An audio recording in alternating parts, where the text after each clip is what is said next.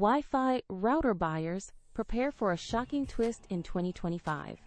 The FCC has implemented an unprecedented ban on new foreign-made routers, sending the entire U.S. market into disarray. This video reveals why my expert advice is to absolutely hold off on purchasing a new Wi-Fi router right now if you can. The dramatic consequence? After March 1, 2027, many existing routers will no longer receive critical security updates, potentially turning them into major cybersecurity risks for your home network. Imagine unknowingly exposing your data, or even having your device used in national security attacks.